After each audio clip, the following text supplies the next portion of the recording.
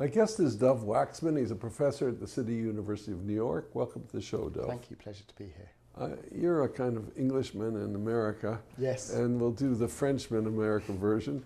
And not so much the politics of the United States to Israel, but the civil society to Israel, and generally, but particularly focusing on the two different Jewish communities now, the rise of the critical Jewish community and the rise of the supporters. Let's start with the supporters. What's going on in America in that respect? Well, I think it's a very dynamic situation now within the American Jewish community, and I think there is greater debate and discussion on within the community about how to express its support for Israel and how one should express that, what's the legitimate ways of expressing that support, what's illegitimate, how far can you go in criticizing it, and how closely you should align with the policies of any particular government.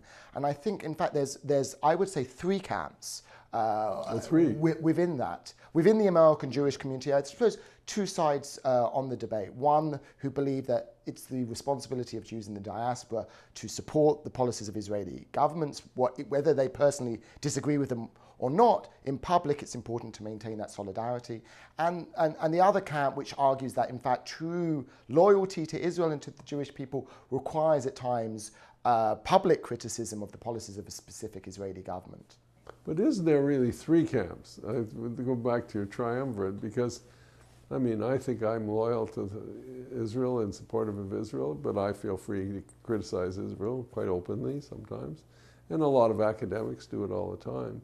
But there's a third camp that feels that it borders on whether, some of them say, I'm supporter of Israel, but are so critical that it begins to cross a line. And there are those who have crossed the line and really begin to participate and lead, in fact, some of the factions about the delegitimization of Israel, but say we're Jews who do it.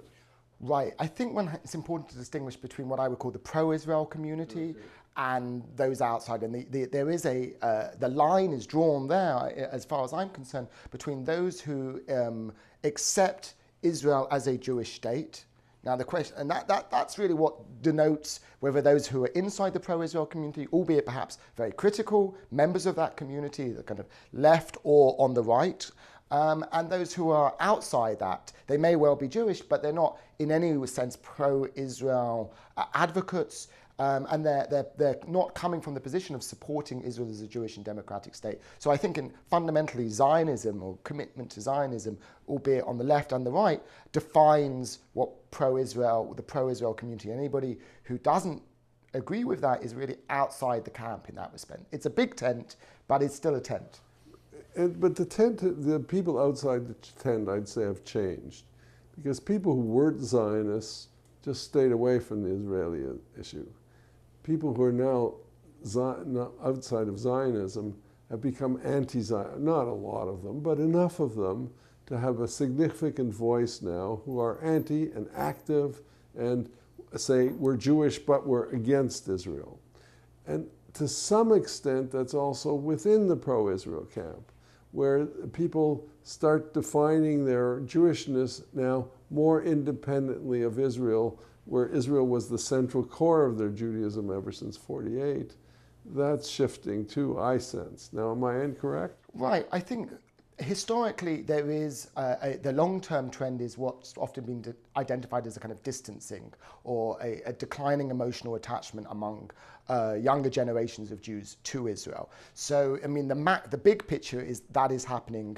And so many Jews are just simply not really engaging with Israel, not visiting Israel, and completely abstaining from the political debate over it. Now that's one trend. Within those Jews who still remain and somehow emotionally invested in Israel and what it's doing, you see this polarization. This is within a smaller segment of the Jewish community who do care about Israel. And amongst them, there's also a growing debate. So in a sense, this debate between supporters and critics of Israel, of Jewish supporters and critics of Israel, to a certain extent masks the larger trend, which is, as I said, many Jews are not engaging in that debate at all and are simply not bothering and not really caring about Israel one way or the other. It doesn't constitute an important part of their Jewish identity. Even the critics of Israel, even the very vociferous and extreme critics of Israel, somehow criticism of Israel is a way of them being Jewish. So Israel still plays a big part in their Jewish identity, albeit in a way for them to criticize. But one of the changing elements of the dynamic of the diaspora is the increasing numbers of Israelis in the community. Canada, the United States, New York, certainly LA, all over. And that again shifts the weights one way or the other. How do you measure that and evaluate that? I think this is something that hasn't yet had a real impact upon diaspora Jewish politics and attitudes toward Israel. There's the impact of the Israeli diaspora is still at the moment relatively marginal. I think in part because unlike other Jews in the diaspora, the Israelis aren't necessarily sure whether they're there to stay. So their engagement at least in the formal Jewish community is relatively small. And therefore their voice for the time being is relatively small. Over time that might change, but I think that depends in part on their awareness that they are actually there to stay in the diaspora. And a lot of Israeli Jews, at least many that I know who live in the diaspora, still somehow harbor thoughts at one point or another of returning to Israel. And I think that limits their involvement in diaspora Jewish politics. But it means that they've retained a strong loyalty to Israel, and even in this ambivalence, and that's bound to affect the diaspora as they integrate into the diaspora Jewish community, which I believe they are in the process. It's Yes. a very backward process, but it's happening. Yes. That's going to change the dynamics again. Right, but just as Israeli Jews are polarized over Israeli politics, the same polarization is occurring in the diaspora. So I think in the past you had two communities which communicated at a distance, and although they were emotionally close, I think they were really on separate paths. And increasingly, I think the politics that's taking place within Israel and the politics that's taking place in the Jewish diaspora are resembling each other in certain ways, particularly the debate over Israeli politics. And this has been happening over many years now. And as I said, it's resulted in this polarization. So the left and right within Israel now finds its supporters in the left and right within the Jewish diaspora. I want to test you on another thesis, which is, you know, the old cliche was you went to Israel and it didn't matter, you met two Israelis and they'd be fighting over politics within 5 minutes. And it didn't matter if they were on the left, wherever they were, there was a fighting culture. One of the things I find in the new Israel, the young Israel, is a different sense of identification that doesn't see its identity in terms of fighting. A new civility from the young. I don't know whether you know about this. And it's being institutionalized in a number of ways. So that the old Israelis in the diaspora are going to find themselves quite at odds with this new, won't recognize this new civil Israel. I don't know if you've done any work on that at all. I'd be interested in your observations. I think there's certainly a huge generational change that's taking place in Israel, and that is going to be reflected also in the Israeli diaspora.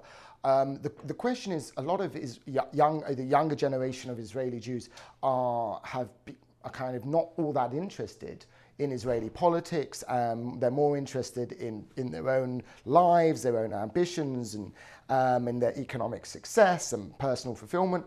And that might also have implications for those in the diaspora in the same way. I mean, as I say, whether these Israelis in the diaspora are likely to be engaged, given the fact that many weren't all that engaged in Israel, is a big question mark.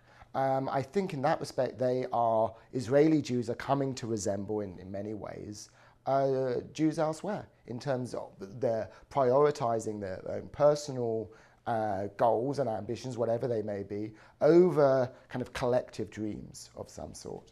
Well, Dov, I want to thank you for coming on the show. I think it's been a great pleasure, and I'm really grateful for your insights and your comments. Thank you. It's been a pleasure.